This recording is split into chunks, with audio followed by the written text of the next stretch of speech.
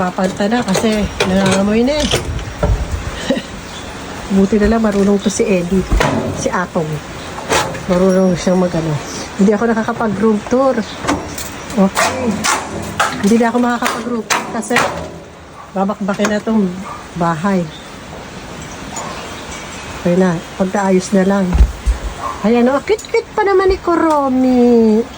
Ni Kuromi. Ouch!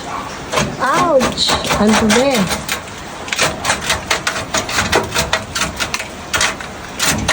Ayun na. Ayun. Nahugot na ang 17 years. Mahigit. Oo nga. Sakto. Ayos. Ayos. Hawakan mo. Teka ha. Lalagyan ng ano yan? Yan. Okay na. Nakabit na siya.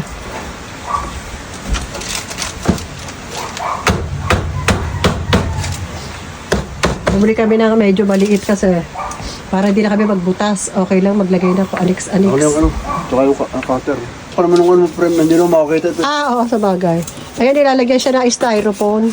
Kasi nga, medyo awang malaki.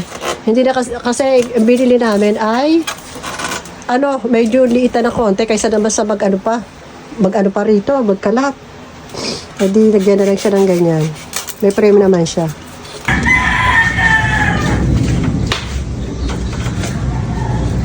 Nilalagyan siya ng sponge.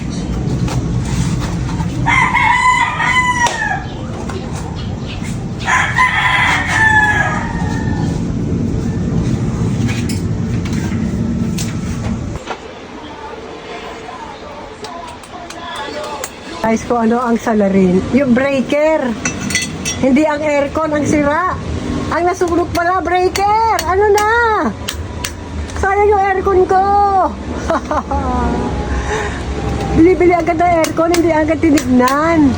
Ano ba yan? Testing na namin. Tapos, ihaan ito sa pan. Oo. Pan muna.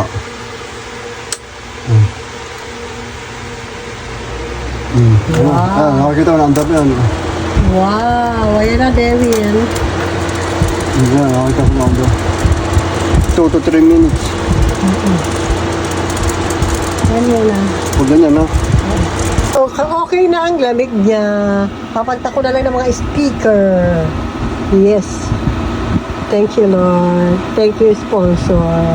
Hanggang namin to. Akala namin ito ang nasusunog. Yung pala switch lang. Hanep. 17 years namin pinakinabangan to. Pa 18 years na nga. Oh.